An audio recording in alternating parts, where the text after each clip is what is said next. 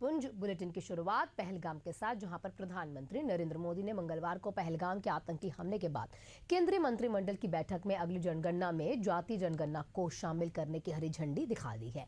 मोदी सरकार ने देश में जातीय जनगणना करवाने का ऐतिहासिक फैसला किया। 91 साल बाद देश में जातिगत जनगणना होने जा रही है और इसका क्रेडिट लेने की होड़ शुरू हो चुकी है। प्रतिपक्ष की अगर माने, क्योंकि लोकसभा में नेता प्रतिपक्ष राहुल गांधी है, उनका यह कहना है कि संसद में खड़े होकर कहा गया था कि जातिगत जनगणना करवा कर रहेंगे।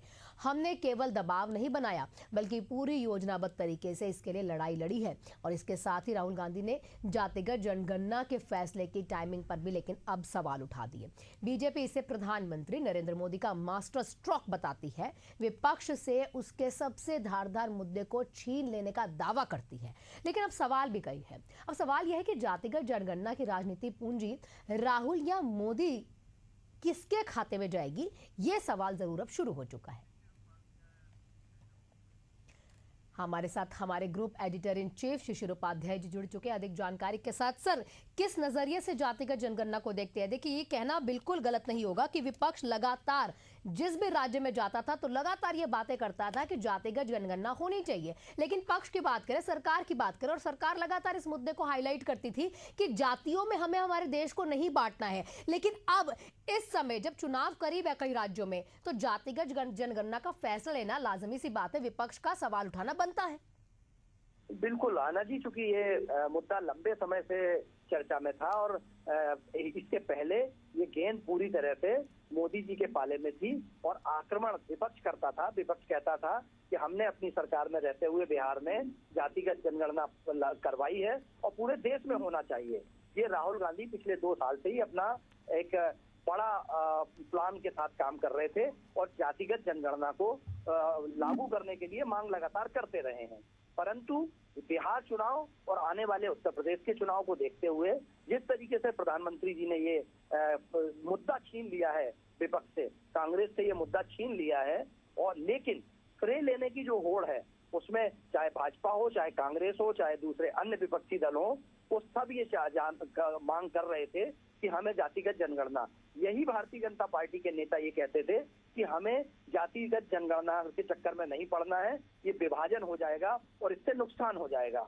बहुत सारे लोगों ने तो ये तक कहा है कि जातिगत जनगणना से देश कमजोर होगा। ये भाजपा के बड़े दिग्गज नेताओं के भी बहुत बड़े बयान लोकसभा में भी आए थे कि हमें नहीं करना है।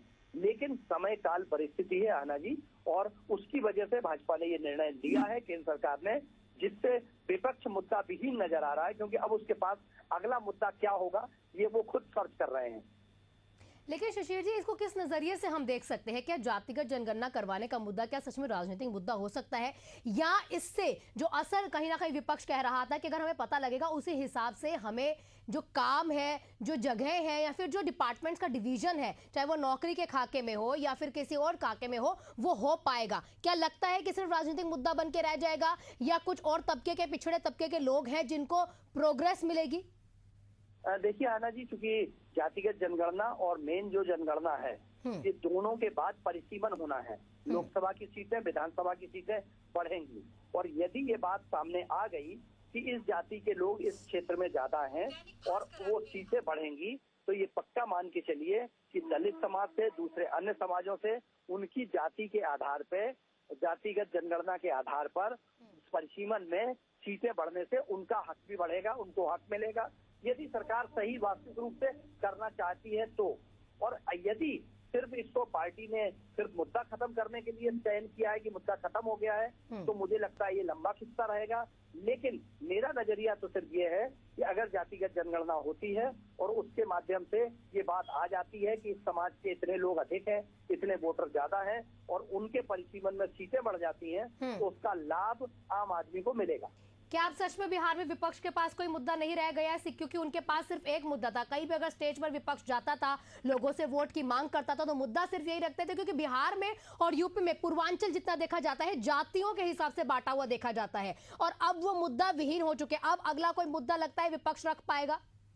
आना जी, चूंकि ये वहां पर पहले जातिगत जनगणना हो चुकी है बिहार में, लेकिन पूर्वांचल क्षेत्र में जातियों में बटा हुआ पूरा क्षेत्र है और जिस तरीके से कबीलाई संस्कृति वहां पर चलती है, हर जाति का अपना अपना एक नेता है और वो उसके नाम पे नेतागिरी करता है। तो बिहार हो या उत्तर प्रदेश हो, अब जातिगत जनगणना के बाद ऐसे लोगों की चांदी रहेगी कुछ दिन के लिए, और जैसे ही ये अलग कुनबे जब बढ़ेंगे और इनमें आपस में ही तोड़फोड़ शुरू हो जाएगी।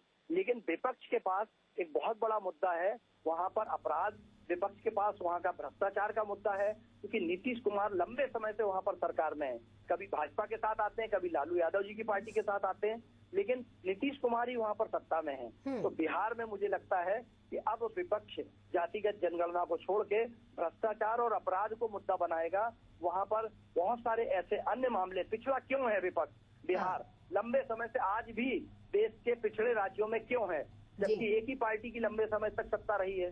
तो वो मुद्दा अब हो सकता है कि जातिगत जनगणना छोड़कर ये मुद्दा भ्रष्टाचार और अपराध पर विपक्ष घेरेगा। जो है इस मुद्दे को उठाया जा सकता है कि क्राइम ज्यादा वहां पर है बिहार में, लेकिन उसमें भी विपक्ष खुद फंसता जाएगा क्योंकि जंगल राज का एक जो सेंटेंस है वो उनके ऊपर भारी पड़ जाता है। शुक्रिया आपका हमारे साथ जुड़ने के लिए, तमाम जानकारियां साझा करने के लिए।